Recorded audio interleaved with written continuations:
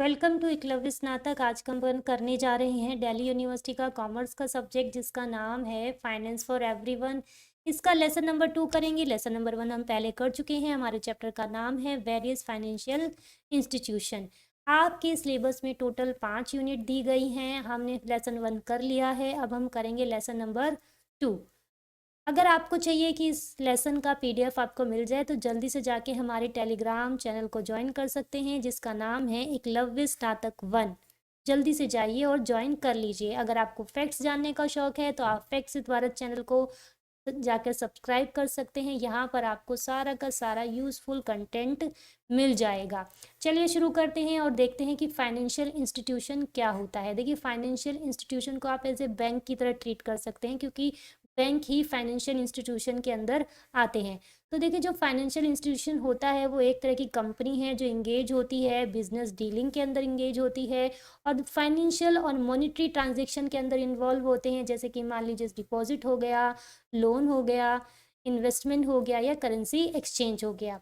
जो financial institution होते हैं वो एक मध्यस्थ का, एक बिचौलिए का काम करते हैं। ठीक है, अब कैसे बिचौलिए का काम करते हैं? आप बैंक के पास गए, बैंक में जाके आपने पैसे जमा कर दिए, उन्होंने आपके पैसे को सेव कर लिया। तो यानी कि वो बिटवीन है, बीच में है कि वो आपके पैसे को सेव कर रहे हैं, एक मध्यस्थ के रूप में काम कर रहे हैं।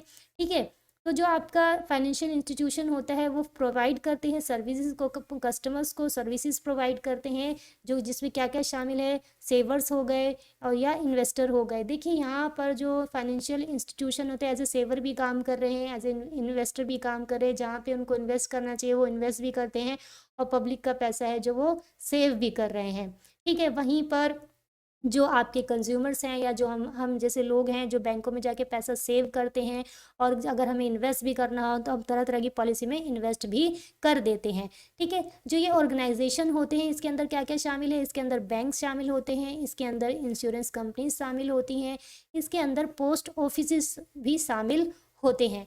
आगे है जो ये फाइनेंशियल इंस्टीट्यूशंस होते हैं, ये आपका क्या करते हैं, डिपॉजिट लेते हैं और ये क्या करते हैं, ये ग्रुप ऑफ कंज्यूमर्स होता है, यानी कि ये सेवर्स का ग्रुप होता है। और ये लैंड्स क्या करते हैं, यानी कि ये कस्टमर से पैसा ले लेते हैं तो ऐसे सेवर्स हो गए। अगर यही पैसा अगर किसी नीडी इंसान को दे दिया तो ये बोरोवर्स भी बन जाते हैं। ठीक है, इट कलेक्ट सेविंग जनरेटेड, यानी कि जो जो ये सेविंग जनरेट करते हैं, जो एक्सेस यूनिट इनकी हो जाती है, इनको क्या कर देते हैं, ये इन्वेस्ट भी कर देते हैं। कहाँ पर इन्वेस्ट कर देते हैं? प्रोडक्टिव एक्टिविटीज़ में ये जाकर इन्वेस्ट कर देते हैं, जिससे इनको क्या हो जाता है, हाई रिटर्न्स मिलते हैं। इसमें बैंक का भी फ़ायदा होता है और जो लोग इनमें इन्वेस्ट करते हैं उनका भी फ़ायदा होता है। देखिए, फाइनेंशियल इंस्टीट्यूशन को आप एज ए बैंकिंग इंस्टीट्यूशन भी मान सकते हैं। तो आप जनरल भाषा में जो जो आपकी समझ से बातें आती है वहाँ यहाँ पर सारी अप्लाई हो जाती है कि बैंक क्या काम करते हैं। बैंक एक बिचौलिया का काम करते हैं। बैंक पैसा एक तरह से कंज्यूमर से लेकर लेते हैं, सेव करते हैं और जहाँ उनको इन्वेस्ट करना होता है वहाँ इन्वेस्ट भी करते हैं। और इन्वेस्ट क्यों करते हैं? हाई रिटर्न्स के लिए करते हैं। अगर जब ज़्यादा सेविंग्स जनरेट हो जाती है, एक्सेस यूनिट हो जाती है, उनको इन्वेस्ट करने लगते हैं किस तरह की एक्टिविटीज़ में, प्रोडक्टिव एक्टिविटीज़ में उस चीज़ को सेव करने लग जाते हैं ताकि आपको हाई रिटर्न मिल जाए। अब आपकी देखिए कि इसके अंदर इम्पोर्टेंस क्या है। अब हम पढ़ेंगे कि इम्पोर्टेंस ऑफ फाइनेंशियल इंस्टीट्यूशन की। देखिए, प्रमोशनल एक्टिविटीज़, फाइनेंशियल जो इंस्टीट्यूशन है इनको प्रमोशनल एक्टिविटीज़ करनी पड़ेंगी ताकि इन जो नए नए इनोवेशन आते हैं वो किन तक पहुंच सके। जो न्यू है या जो टेक्निकली स्किल्ड बिजनेसमैन हैं, इंटरप्रेन्योर्स हैं, उनके लिए इनको नई नई जो प्रमोशनल एक्टिविटीज़ है वो करनी होती हैं ताकि जो न्यू लोग हैं वो अट्रैक्ट हो सकें और जो स्किल्ड लोग हैं वो इसका फ़ायदा उठा सके। जो इंफ्रास्ट्रक्चर फैसिलिटीज़ है, जो इनका मेन फंक्शन है वो ये है कि जो आल्सो ऑफर्स, ये जो है ऑफर्स करते हैं बेसिक इंफ्रास्ट्रक्चर फैसिलिटीज़ को जो जो नीडेड है, जो ज़रूरी है, यानी कि आकर्षक लेवल पर जो पैसे से रिलेटेड चीज़ें होती हैं उसको प्रमोट करते हैं और डेवलप करते हैं। बैलेंस डेवलपमेंट में क्या आएगा, देखिए बैलेंस डेवलपमेंट में आएगा कि ये जो एक्सपेंड करते हैं अपनी एक्टिविटीज़ को, कहाँ एक्सपेंड करते हैं, रूरल एरियाज़ और सेमी एरियाज़ में अपनी एक्टिविटीज़ को इन्हेंस कर लेते हैं। जो बैंक्स है वो इनेबल्ड है किस लिए, ट्रांसफ़र टू सरप्लस कैपिटल, यानी कि जब ज़्यादा ही एक्सेस अधिशेष राशि हो जाती है तो वो उनको डेवलप रीजन में से लेकर कहाँ ले जाते हैं, लेस डेवलप में, यानी कि जो ऑलरेडी डेवलप है उससे जो सरप्लस आती है, जो ज़्यादा राशि होती है उसको लेस डेवलप एरिया में ले जाकर उसको लगा देते हैं। ये क्या करता है कि इकोनॉमिक डेवलपमेंट को प्रमोट करते हैं, और जहाँ पर अंडर डेवलपमेंट रीजन होते हैं वहाँ पर जाके उनको हेल्प करते हैं। जैसे कि रूरल एरिया, अर्बन जो ऐसे गांव होते हैं, या फिर जो ऐसे एरिया होते हैं जहाँ पर बैंक की फैसिलिटीज़ नहीं जाती, तो ये इस तरह के इकोनॉमिक सिस्टम में जाकर उनको प्रमोट करते हैं, ताकि जो अंडर डेवलप रीजन्स होते हैं उनको भी डेवलपमेंट के चांस मिल जाए। अब देखिए एम्प्लॉयमेंट जनरेशन में क्या होता है कि जो ये फंड्स को है वो चैनलाइज करते हैं, और जो इंडस्ट्रियल फैसिलिटीज़ देते हैं, एक्सेलरेटिंग, यानी कि जो बिजनेस होता है उसको एक्सेलरेट करते हैं। किसी को लोन चाहिए बिजनेस करने के लिए, तो ये उसको लोन प्रोवाइड कर रहे हैं बिजनेस में तेज़ी लाने के लिए, ठीक है। और फिर जो है ये एम्पावर, जो आपकी नौकरियां होती हैं वो भी जनरेट होती हैं, यानी कि ओवरऑल एक फाइनेंशियल इंस्टीट्यूशन का काम क्या होता है, वही फंड इकट्ठा करना, देना, और क्या नाम है, बिजनेस जितने भी हैं उन लोगों को लोन प्रोवाइड करना, ताकि जो एक ग्रोथ है वो हो सके, और जो इनके पास फंड्स आता रहता है वो कहीं ना कहीं यूटिलाइज हो सके, लोगों के लिए रोजगार उत्पन्न हो सके। तो ये सारा का सारा फाइनेंशियल इंस्टीट्यूशन के इम्पोर्टेंस है। अब आता है फंक्शंस की बात, कि फाइनेंशियल इंस्टीट्यूशन क्या फंक्शन करता है। देखिए फाइनेंशियल इंस्टीट्यूशन का जो फंक्शन है वो शॉर्ट टर्म की लाइबिलिटी को लॉन्ग टर्म में बदल देता है। दूसरा है कि ये हेल्प करता है, किसको हेल्प, किस चीज़ के लिए हेल्प करता है, कि रिस्की इन्वेस्टमेंट जो होते हैं उनको रिस्क फ्री में तब्दील कर देता है। ये एक तरह की होल रेंज की जो सर्विस है वो प्रोवाइड कराता है। देखिए फाइनेंशियल इंस्टीट्यूशन जो करता, वो क्या करता है, कंट्रोल करता है मनी को, यानी कि कोई ज़्यादा सेव करेगा तो भी दिक्कत है, तो कंट्रोल, यानी कि जब बैंक में पैसा आ जाता है तो वो ऑलरेडी कंट्रोल हो जाता है, क्योंकि वो गवर्नमेंट के अंडर निगरानी में रहता है। तो एक तरह से पता रहता है कि आपके पास जो मनी है वो किस लेवल पर इन्वेस्ट हो रही है, किस लेवल पर सेव हो रही है।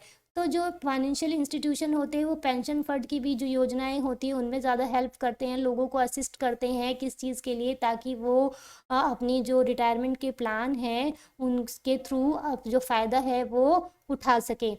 नेक्स्ट है, देखिए फाइनेंशियल इंस्टीट्यूशन क्या करता है, जैसे कि कमल, वो असिस्ट करते हैं किसको, बैंक कस्टमर को असिस्ट करते हैं, ताकि वो बैंक में आकर क्या कर सकें, डिपॉजिट कर सकें, सेविंग्स कर सकें। ठीक है, तो यानी कि फाइनेंशियल इंस्टीट्यूशन का जो काम है वो बहुत बड़ा है। वो आपका रिटायरमेंट प्लान भी बताता है, आपको सेविंग्स की आदत भी डालता है, आपको इन्वेस्टमेंट के तरीके भी बताता है, आपको आपको और भी ज़्यादा, जैसे पॉलिसी होती हैं, इंश्योरेंस कंपनी की पॉलिसीज़ होती हैं वो बताता है, यानी कि एक पर्सन को रिस्क फ्री इन्वेस्टमेंट के और मोटिवेट करता है।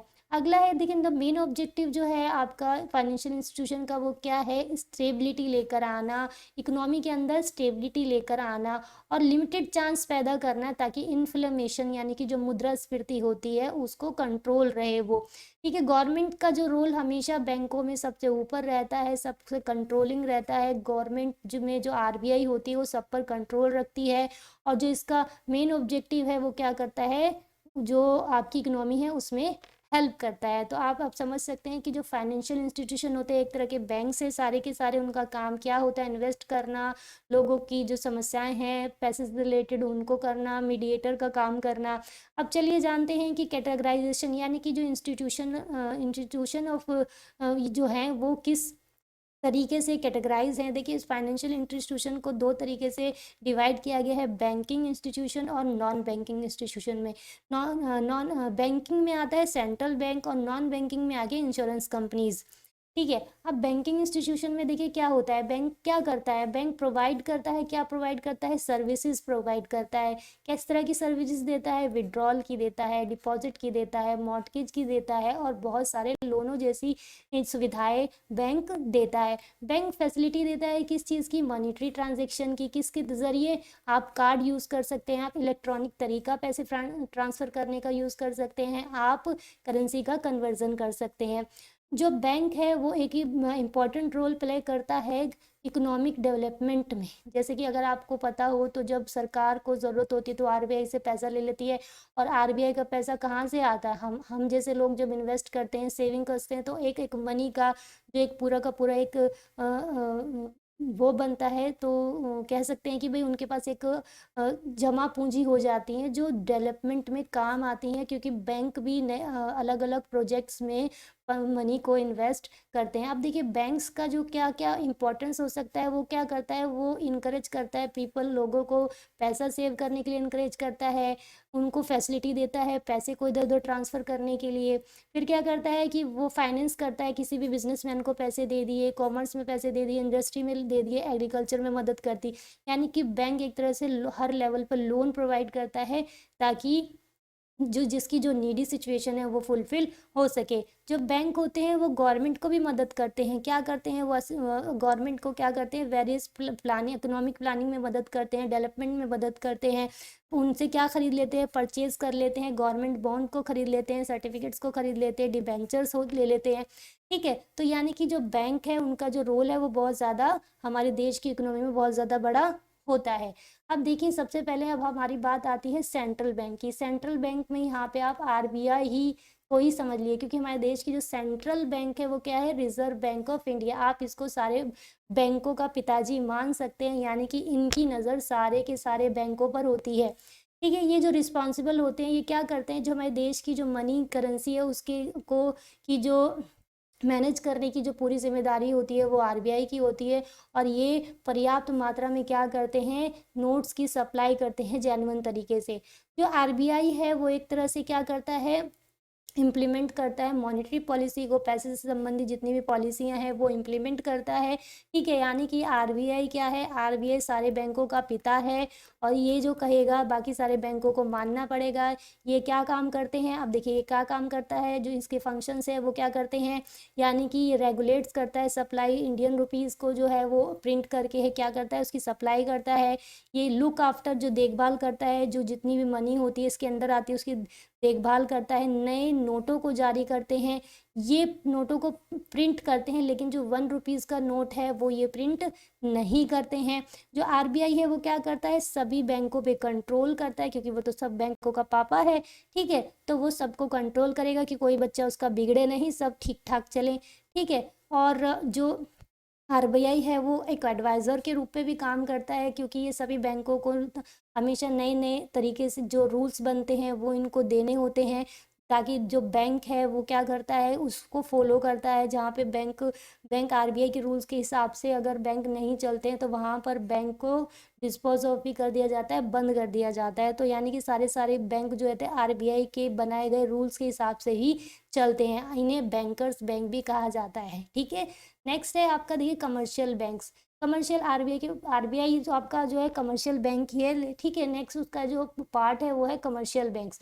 कमर्शियल बैंक्स का जो प्राइमरी फंक्शंस होता है वो क्या होता है, भाई मनी डिपॉजिट कराना, लोन ग्रांट करना। ठीक है, ये और ये किस किस तरीके से होते हैं, पब्लिक सेक्टर और कॉर्पोरेट लेवल पे भी होते हैं। यानी कि जो कमर्शियल बैंक होते हैं उनका मेन फंक्शन होता है डिपॉजिट लेना और लोन ग्रांट करना। ठीक है, कमर्शियल बैंक जो होते हैं वो दो तरीके से तीन तरीके से क्लासिफाइड हो रखे हैं, यानी कि एक तो होता है प्राइवेट बैंक हो गया, फॉरेन बैंक हो गया, और रीजनल रूरल बैंक हो गया। जो आपके दूसरे कोऑपरेटिव बैंक्स होते हैं वो दो तरह से डिवाइडेड हो गए, वो हो गए अर्बन बैंक्स और रूरल बैंक्स। अब देखिए कमर्शियल बैंक्स जो है 3 टाइप के होते हैं, ये सारा हम कमर्शियल बैंक्स के बारे में ही पढ़ रहे हैं, नॉन नॉन बैंकिंग का बाद में पढ़ेंगे। ठीक है, देखिए सबसे पहले आता है पब्लिक सेक्टर। जो आपके कमर्शियल बैंक्स होते हैं उनमें सबसे पहला कौन सा है, पब्लिक सेक्टर। देखिए ये जो है ये आरबीआई के अंडर तो सारे के सारे बैंक आते हैं, तो पब्लिक सेक्टर वाला बैंक भी आरबीआई के अंडर ही गाइडलाइंस के थ्रू चलेगा।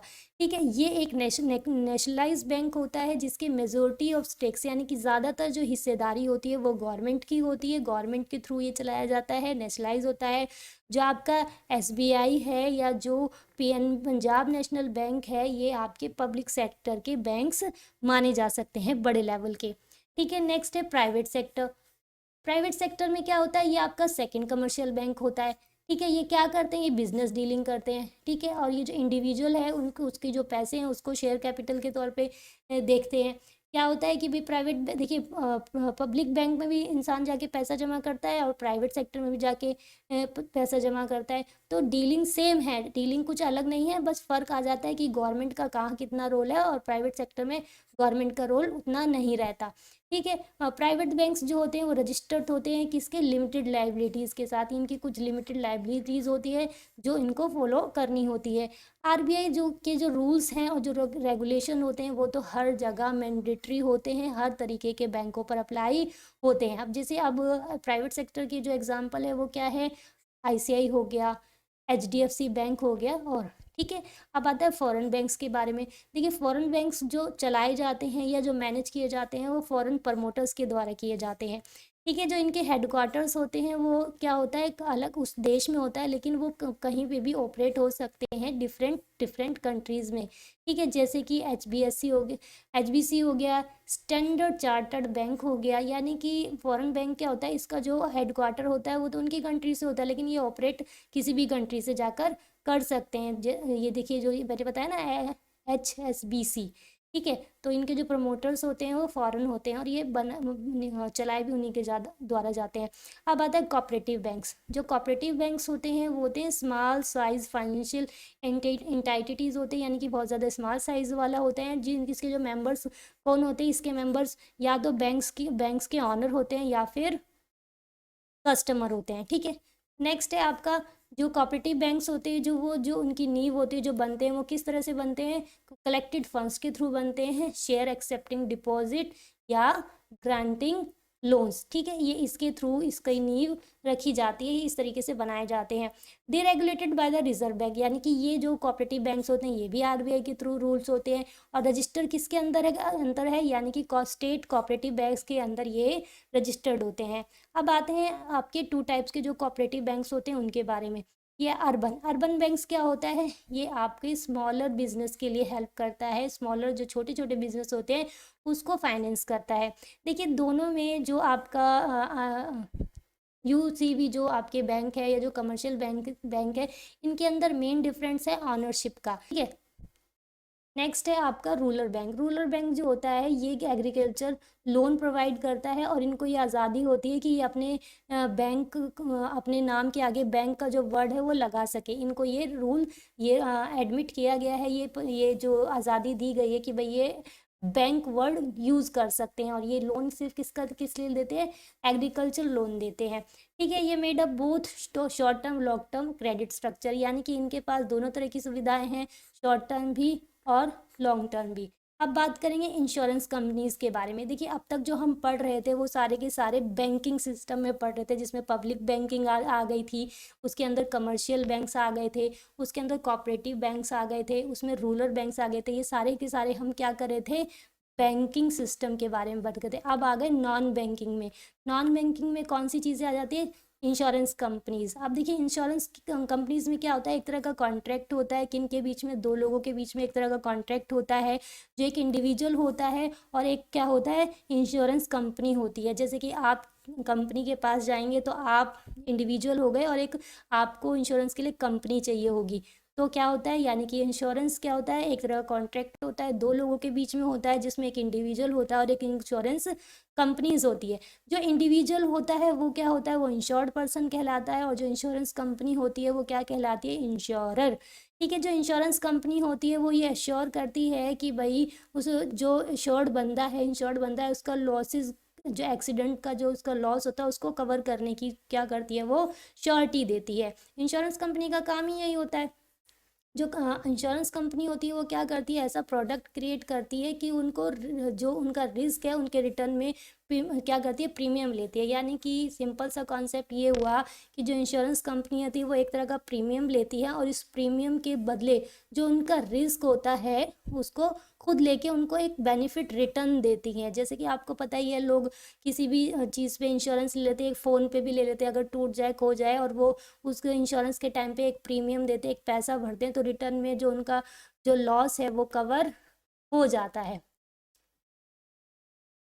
तो नेक्स्ट जो पॉइंट है हमारा है, जो इंश्योरेंस कंपनी होती है वो किसी भी इंडिविजुअल से प्रीमियम यानी कि पैसे को कलेक्ट करती है, कस्टमर से पैसे कलेक्ट करती है और उस पूल मनी को यानी कि जो वो पैसा भरता है वो इंसान उस सारी मनी को रिटर्न करती है एज ए क्लेम में। और हमेशा आप याद रखिए, जो आपका जो क्लेम होता है या जो नुकसान होता है वो कभी भी बेनिफिट नहीं देता इतना। यानी कि आप ऐसा नहीं कर सकते, अगर आपकी 70,000 की बाइक एक्सीडेंट में डैमेज हो गई है तो आप क्लेम के तौर पे 90,000 या 1 लाख नहीं ले सकते। आपको क्लेम के तौर पर उतना ही पैसा रिटर्न मिलेगा जो आपका एक्चुअल लॉस होता है। यानी कि जो आपकी इंश्योरेंस कंपनी होती है वह आपको एक्चुअल लॉस पे आपको बेनिफिट देती हैं, आप उससे ज़्यादा बेनिफिट गेन नहीं कर सकते हैं। देखिए, अब हमारी जो इंश्योरेंस कंपनीज होती हैं, बहुत सारी टाइप की पॉलिसीज़ अवेलेबल है इंडिया के अंदर। जो मेन मेन है वो हैं आपकी जनरल इंश्योरेंस प्रोडक्ट और दूसरा लाइफ इंश्योरेंस प्रोडक्ट, ये आपकी मेन इंश्योरेंस पॉलिसीज़ आ जाती हैं। ठीक है, जनरल इंश्योरेंस प्रोडक्ट जो होता है उसकी जो वाइड रेंज होती है वो रिस्क से रिलेटेड होती है, सच जैसे कि हेल्थ इंश्योरेंस हो गया या ट्रैवल हो गया। यानी कि जो जनरल इंश्योरेंस में क्या क्या आ जाते हैं, हेल्थ इंश्योरेंस और ट्रैवल इंश्योरेंस आपके जनरल इंश्योरेंस में आ जाते हैं। अब हम बात करेंगे कि भाई इंश्योरेंस कंपनीज का इम्पोर्टेंस क्या होता है। देखिए, सबसे पहली बात तो ये होती है आपको डैमेज से सेफ गार्ड करती है, एक तरह का वादा करती है कि भाई आपका जो नुकसान हो रहा है वो हमारा है, आप हमारी पॉलिसी लीजिए। इसलिए ये हमारी लाइफ को और हमारी प्रॉपर्टी को सेव करती है, एक सेफ गार्ड का काम करती है। और इस इन एडिशन क्या करता है, ये हमारे लोगों के जो लोगों के बिजनेस को भी प्रोटेक्ट करती है और वो लोगों को भी प्रोटेक्ट करती है। अब बिजनेस को कैसे प्रोटेक्ट करती है, देखिए, बिजनेस का जब जब एक बिजनेस डूब जाता है, अगर आपने इंश्योरेंस लिया होता है तो आपको रिकवरी के चांसेस बच जाते हैं। अब देखिए, जो हमारी इकोनॉमिक ग्रोथ है उसको भी प्रमोट करती है। और कैसे करती है, इंश्योरेंस प्रोडक्ट्स जो होते हैं वो अगर हमारे कुछ ऐसी काम होते हैं जो हमें अगर उनका इंश्योरेंस ले रखा है तो हमारा जो डैमेज है वो बहुत ज़्यादा कम होता है, क्योंकि वो इंश्योरेंस कवर होता है। इसका एग्जांपल आप मान सकते हैं, जो आपकी मर्चेंडाइज होते हैं, जो व्यापार का जो काम होता है, अगर वो किसी तरीके से लॉस में चला जाता है तो इंश्योरेंस उसको क्या कर लेती है, कंपनसेट कर देती है। अगर दूसरे शब्दों में हम कहें कि कुछ ऐसे हालात हो जाते हैं जहाँ पर आपको इंश्योरेंस पॉलिसीज़ लेना जो होता है वो ज़रूरी होता है। अब जैसे मान लीजिए कोई पटाखे की फैक्ट्री है, अगर उसके आपको वहाँ पर इंश्योरेंस लेना होगा, क्योंकि आपको पता है कुछ चीज़ जगह ऐसी होती है जहाँ पर घटनाएं जो है वो घट सकती है, तो वहाँ पर एसेंशियल हो जाता है इंश्योरेंस लेना। जैसे फायर इंश्योरेंस लेना बहुत ज़्यादा ज़रूरी है, क्योंकि जब पता है आपको काम ही पटाखों का है तो वहाँ पे आग लगने की जो संभावना होती है वो ज़्यादा हो जाती है। तो आप चाहते हैं कि आपका बिजनेस ना डूबे, तो आपको इंश्योरेंस लेना पड़ेगा। और लॉ में भी कहा गया है कि रिस्क से रिलेटेड जितने भी काम है वो आपके इंश्योरेंस से कवर होने चाहिए। ठीक है, तो अब नेक्स्ट जो हमारा पॉइंट है वो है इंश्योरेंस प्लान जो है बेनिफिशियल होता है, बहुत ज़्यादा फ़ायदेमंद होता है। किसके लिए, आपकी फैमिली को प्रोटेक्ट करने के लिए बहुत ज़्यादा बेनिफिशियल होता है, आपके एसेट्स के लिए बेनिफिशियल है, प्रॉपर्टी के लिए है और रिस्क फ्री हो जाता है, और जो आपके लॉस हैं वो उसको कवर करता है। जो इंश्योरेंस प्लान जो होते हैं ये आपको किस चीज़ में मदद करते हैं, मेडिकल इमरजेंसीज, हॉस्पिटलाइजेशन में मदद करते हैं, और जो आपकी बीमारियां होती हैं उनमें मदद करते हैं, ट्रीटमेंट में मदद करते हैं, मेडिकल के रिक्वायरमेंट जो होती हैं उसमें हेल्प करते हैं। यानी कि देखिए, जो इंश्योरेंस कंपनीज होती हैं वो आपकी जहाँ पर भी रिस्क बैठ रहा है, जहाँ पर भी आपकी जेब हल्की हो रही है और आप जान रहे हो कि भाई हमारे पास इतना पैसा नहीं है कि हम इस चीज़ को कर पाएँ, तो वहाँ पर इंश्योरेंस कंपनीज आकर हमारी हेल्प करती हैं। ठीक है, समझ में आ रहा है। नेक्स्ट है आपका जो इंश्योरेंस कंपनी के जो प्रिंसिपल्स हैं वो क्या होते हैं। देखिए, प्रिंसिपल ऑफ ट्रस्ट। अब प्रिंसिपल ऑफ ट्रस्ट जो है सबसे पहले आता है, क्योंकि सारा का सारा खेल जो है वो ट्रस्ट का ही है। आप जा रहे हैं इंश्योरेंस लेने के लिए, लेकिन आपको रिटर्न में कुछ भी नहीं मिल रहा है, तो क्या हो गया, गड़बड़ हो गई। आपका जो रिस्क था वो रिस्क ही बनकर रह गया, आपका रिस्क तो कवर हुआ ही नहीं। यानी कि जब तक विश्वास नहीं होगा तब तक काम नहीं बनेगा। तो यानी कि इंश्योरेंस कंपनीज में सबसे पहला जो प्रिंसिपल होता है विश्वास का, कि आपने अगर पैसा जिस काम के लिए इन्वेस्ट किया है वो काम होना चाहिए। दूसरा आपका प्रिंसिपल आता है इंश्योरेबल इंटरेस्ट का। इसका एग्जांपल आप ऐसे ले सकते हैं कि भाई जो इंश्योरेंस जो कंपनीज होती हैं वो आपको आपके इंटरेस्ट के बिना पॉलिसी नहीं दे सकती। जब तक आपका इंटरेस्ट नहीं होगा तब तक पॉलिसी आपको नहीं दे सकते, झूठ मूठ बोल के। ठीक है। अब है प्रिंसिपल और कंपनसेशन। आप जानते हैं कि जो पॉलिसीज होती है वो कंपनसेशन देने के लिए ही होती हैं, तो इसका जो मेन उद्देश्य है वो आपको कंपनसेशन देना ही है। जो आपकी इंडेमनिटी है, यानी कि जो आपकी क्षति है, जो आपका जो नुकसान है, वो उसके जो भरपाई का काम होता है वो इंश्योरेंस पॉलिसी इसका होता है। यहाँ पर इंडेमनिटी का जो मतलब है वो है लॉस या डैमेज से प्रोटेक्शन। ठीक है। नेक्स्ट है सब्स्टिट्यूशन का प्रिंसिपल। अब देखिए यहाँ पर सब्स्टिट्यूशन का प्रिंसिपल का क्या मतलब हुआ। चलिए इसको एक एग्जांपल से समझते हैं। यहाँ पर मान लीजिए जो दीक्षित है, ये जो होता है ये इंजर्ड हो जाता है, किसी के कार के एक्सीडेंट से इंजर्ड हो जाता है। कौन सा, वो जो कार का जो जो चला रहा होता है वो कोई थर्ड पार्टी होती है। ठीक है। यानी कि दीक्षित का एक्सीडेंट हो जाता है, थर्ड पार्टी के थ्रू हो जाता है, तो इस केस में क्या होता है, उसको इंश्योरेंस तो मिलेगा जो उसने अपने लिए ले रखा है, और जो उसकी भरपाई भी होगी। लेकिन क्या करेगा जो इंश्योरेंस कंपनी है, वो उस थर्ड पार्टी के खिलाफ भी केस करेगी एज ए क्लेम लेने के लिए। यानी कि जो आपका इंश्योरेंस है उसने दीक्षित को तो कवर कर दिया, उस जिस जिस जिस तरीके जो पॉलिसी उसने ली हुई थी उस हिसाब से दीक्षित तो कवर हो गया, लेकिन अब कंपनी का भी जो है वो लॉस हुआ है ना। किससे हुआ है, वो थर्ड पार्टी से। तो यहाँ पर जो कंपनी की जो पॉलिसी है, जो आपकी इंश्योरेंस पॉलिसी है, वो लाइबल है थर्ड पार्टी पर केस करने के लिए। तो ये आपका कौन सा प्रिंसिपल हो गया, प्रिंसिपल ऑफ सब्स्टिट्यूशन।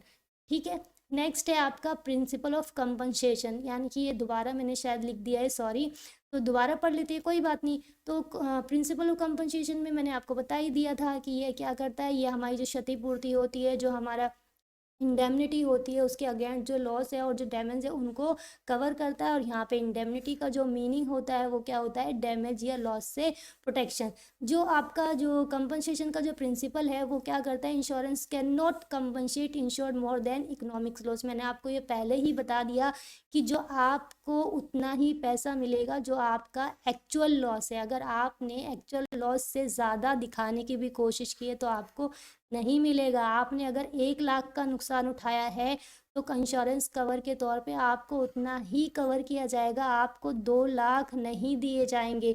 तो यानी कि जो आपकी इंश्योरेंस पॉलिसीज होती है वो आपके एक्चुअल लॉस पे डिपेंड होती है, ना कि जो आपने एक कहानी बुनकर अगर बताया है कि भाई मेरी 2 लाख की चीज़ थी वो 20,000 की। बट ऐसा नहीं होता है, जो एक्चुअल लॉस होता है कंपनसेट उसी के बेस पर दिया जाता है। ठीक है। अब बात करते हैं हमारे पोस्टल सेक्टर्स की। ठीक है। पोस्टल में क्या होता है, देखिए पोस्ट ऑफिस जो होते हैं वो एक तरह के सेविंग्स बैंक होते हैं, और ये हमारे बहुत ही पुराने बैंक हैं और लार्जेस्ट बैंकिंग माने जाते हैं। ठीक है। ये क्या करते हैं, ये इन्वेस्टमेंट करते हैं, क्या करते हैं, अर्बन और रूरल एरिया में दोनों तरीके की इन्वेस्टमेंट चलती हैं।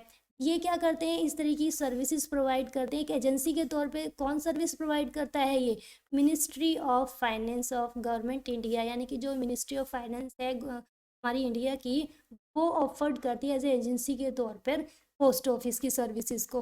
ठीक है। आप देखिए इसकी इंपॉर्टेंस क्या है, इन्वेस्टमेंट ऑफ स्कोप। यहाँ पर आप देखेंगे जो इंडियन पोस्टल सर्विसेज है वो क्या करती हैं, बहुत सारे इन्वेस्टमेंट अपॉर्चुनिटीज़ आपको देखती है, जैसे कि टैक्स इम्प्लीकेशंस हो गया, इन्वेस्टमेंट टाइम फ्रेम्स हो गया, एस्टिमेटेड रिटर्न्स हो गया, वेरीफायर। देखिए यहाँ पर क्या होता है, ये जितनी भी सर्विसेज अपनी देती हैं वो वो जो हमारे इन्वेस्टर्स होते हैं उनकी जो प्रेफरेंसेस होती हैं, उनकी जो उम्मीद होती है उन उसको मिला देती है, जिसको जो बेनिफिट चाहिए वो उसको दे देते हैं। अब देखिए सेफ और फिक्स रिटर्न, यानी कि सबसे पहले तो आप देखिए जो पोस्ट ऑफिस होती है वो हमारी मिनिस्ट्री ऑफ फाइनेंस के द्वारा चलाई जाती है, और जो इनके प्लान्स होते हैं बहुत ही सिंपल होते हैं, और जो पेपर वर्क होता है वो बहुत ही कम होता है। ठीक है, ये बहुत ही सेफ और क्या करते हैं, एक फिक्स रेट रिटर्न करते हैं, क्योंकि देखिए फिक्स रेट इसलिए रिटर्न करते हैं क्योंकि ये 10 से 15 साल की टाइम लिमिट में ये जो पैसा है ये इन्वेस्ट कराते हैं, और इनका जो रिटर्न होता है वो भी फिक्स इसीलिए होता है क्योंकि ये लॉन्ग टर्म में पैसा लेते हैं, और ये इनका जो जो जो इनकी जो अथॉरिटी है चलाने की वो कौन है, इंडियन गवर्नमेंट होती है। नेक्स्ट है आप देखिए स्टेबल रिटर्न, यानी कि ये जो है आपका पैसा मोर देन 10 से 15 साल के लिए रखवा लेते हैं अपना पैसा, और जो होते हैं जो होल्डिंग्स होते हैं जो गारंटीड जो इनको रिटर्न मिलता है वो बहुत ही स्टेबल होता है, इसलिए यहाँ पर रिस्क के चांसेस जो होते हैं वो कम हो जाते हैं। देखिए फाइनेंशियल सर्विसेज में अब नेक्स्ट क्या आता है, जो पोस्ट ऑफिस होते हैं वो क्या करते हैं, प्रोवाइड करते हैं, क्या करते हैं, बैंकिंग सर्विसेज देते हैं, मनी ट्रांसफर सर्विसेज देते हैं, सेविंग्स देते हैं, डिपॉजिट देते हैं, रिटेल सर्विसेज देते हैं। ठीक है, नेशनल कनेक्टिविटी, अगर आप सोचते हो कि भाई पोस्ट ऑफिस का काम घर घर मेलिंग लेटर्स देना है तो ये आप गलत हैं। ये इनका काम क्या होता है, ये ऑल ओवर इंडिया एक दूसरे को कनेक्ट करते हैं। ठीक है, ये अब मैं आपको बता दूं जो पोस्टल सेक्टर्स जो शुरू हुए थे वो इसीलिए शुरू हुए थे पैसे से रिलेटेड, क्योंकि जो इनकी कनेक्टिविटी थी वो घर घर थी, तभी पोस्टल सेक्टर्स में जो पैसे से रिलेटेड जो चीज़ें वो इसीलिए लाई गई थी, क्योंकि जो पहले डाकिया होते थे वो घर घर जाते थे, लोगों से कनेक्ट होते थे, तो ये उनको आसानी हुई थी प्रमोट करने की इस सेक्टर को। ठीक है, अब आते हैं मोबाइल ऐप्स पे। अब मोबाइल ऐप्स को तो यार बहुत ज़्यादा इजी चीज़ें ये आप आसानी से समझ सकेंगे। देखिए मोबाइल ऐप्स के थ्रू जो आप बैंकिंग सिस्टम होते हैं बहुत ही फास्ट सर्विसेज होती है, यानी ऐप्स के थ्रू जो इंटरनेट ने अलाउ की हुई हैं बहुत ही क्या करती हैं, क्विकली और एफिशिएंटली काम कर देती हैं। मोबाइल ऐप में क्या होता है, ट्रस्ट वर्दी होता है, यानी कि जो आप कर रहे हैं वो आपकी स्क्रीन पर दिखाई देता है। देखिए ट्रस्टेबल फाइनेंशियल मोबाइल जैसा सेफर सेफ हो गई, क्योंकि आपके हाथ में सारी की सारी चीज़ें हैं, आपको ओटीपी आता है, अथोराइज ट्रांजेक्शन होता है, आपको सारी की सारी डिटेल लाइव दिख जाती हैं एट ऑल आवर्स। आप कभी भी अपना जो पैसे होते हैं वो आप कंट्रोल कर सकते हैं, आपको जो अवॉइड करना है आप अवॉइड कर सकते हैं, आप अपने चीज़ों को मेंटेन कर सकते हैं। और कोविड-19 के बाद तो ये सारी चीज़ें और ज़्यादा वैल्यूएबल हो गई हैं। ठीक है, शेड्यूलिंग में क्या है, देखिए शेड्यूलिंग में होता है इंटेलिजेंस पीपल जो होते हैं, जो यूजर्स होते हैं वो हैंडल कर सकते हैं, अपने फाइनेंस को हैंडल कर सकते हैं, वो आप इंश्योरेंस को देख सकते हैं, वो पोस्टल सर्विस के थ्रू अपनी ट्रांसपेरेंट ट्रांजेक्शन्स कर सकते हैं, यानी कि कोई भी बीच में गड़बड़ नहीं हो सकती, सारा का सारा क्या है ट्रांसपेरेंट रहेगा। मोबाइल ऐप्स में देखिए सबसे बढ़िया क्या है, आप कभी भी ट्रस्टवर्दी होता है, क्विक होता है, और एट ऑल आवर्स होता है, शेड्यूलिंग होती है, ट्रांसपेरेंसी होती है। तो ये आपके मोबाइल ऐप्स के फ़ायदे हैं। अब ये मोबाइल से आप किसके थ्रू आपको सर्विसेज मिलती हैं, ये बैंक प्रोवाइड कराते हैं। अब देखिए mobile app for banking sector में क्या आएगा, रैपिड स्प्रेड, यानी कि ये सबसे पहले तो देखिए बहुत जल्दी से फैल गया है। ठीक है, दूसरा है ये क्या होता है, हेल्प करता है बैंक्स को मोर जो ट्रांजेक्शन का, या आप देख सकते हैं कि आजकल हर कोई बैंक ना जाके अपने फ़ोन से ही सारे बैंकिंग सिस्टम को ऑपरेट करता है। तो क्या कर दिया इसने, एक तरह की क्रांति लाई है अपने बैंकिंग सिस्टम में। ये क्या करता है, सबसे बढ़िया बात क्या है इसकी कि पेपर वर्क कम होता है और लाइंस भी कम होती हैं। ठीक है, अब देखिए कौन कौन से बैंक हैं जिन्होंने मोबाइल ऐप की सर्विसेज दे रखी हैं, SBI, ICI हो गया। आजकल तो मेरे हिसाब से सभी बैंकों ने मोबाइल सिस्टम पे जो अपनी अपनी ऐप लॉन्च की हुई हैं, ताकि जो यूज़र्स हैं उनको हेल्प हो जाए ट्रांजेक्शन करने की, पैसे को इधर उधर ट्रांसफ़र करने की। नेक्स्ट है अब देखिए मोबाइल ऐप में से जो ऑफ़र क्या क्या है, यानी कि जो मोबाइल ऐप है कैसी कैसी फैसिलिटी आपको ऑफ़र कर सकते हैं। आप अपना जो बैलेंस है वो चेक कर सकते हैं, आप अपना फ़ंड ट्रांसफ़र कर सकते हैं, आप अपने बिल्स पे कर सकते हैं, आप अपना OTP हुआ या चेक बुक हुआ वो ऑर्डर कर सकते हैं। अब जैसे भीम ऐप हो गया, UPI हो गया, गूगल हो गया, इनसे आप क्या कर सकते हैं, ईजी और क्विक पैसे भी भेज सकते हैं और रिसीव भी कर सकते हैं। ठीक है, फाइनेंशियल टेक्नोलॉजी कंपनीज क्या कर रही हैं, ये सब क्या कर रही हैं, इन्होंने क्या किया है कि जो रूरल एरिया होते हैं, यानी कि जो ऐसे एरिया होते हैं जहाँ पर बैंक नहीं होते हैं, बहुत दूरी पर होते हैं, वहाँ पर भी इन्होंने क्रांति लेकर आया है। वहाँ पर भी सेल फ़ोन के से यूज़ करके लोग क्विक तरीके से लोन अप्लाई कर सकते हैं, अपना बैंक अकाउंट खोल सकते हैं। यानी कि आप समझ गए हैं कि जो आपकी बैंक ऐप और मोबाइल ऐप्स में क्या होता है, मोबाइल ऐप के जो पॉइंट्स है जो आपने सब समझ लिए हैं, मोबाइल ऐप्स के जो फंक्शंस है वो आपने समझ लिए। मोबाइल ऐप का जो काम है वो तो आप इजीली लिख देंगे, पेपर में आएगा कि भाई मोबाइल ऐप का क्या फ़ायदा है, आप आसानी से कर सकते हैं। पोस्टल सर्विसेज का मैंने आपको बता ही दिया था कि ये गवर्नमेंट के थ्रू होती है, मिनिस्ट्री ऑफ फाइनेंस के थ्रू होती है। इन्वेस्टमेंट स्कोप अच्छा होता है, सेफ और फिक्स रिटर्न होता है। ठीक है, तो आप, मुझे लगता है आपको ये चैप्टर ठीक से आ गया होगा। अगर कहीं भी आपको कोई क्वेरीज है या ना समझ में आए तो जल्दी से कमेंट बॉक्स में आप अपना फीडबैक ज़रूर लिखिए।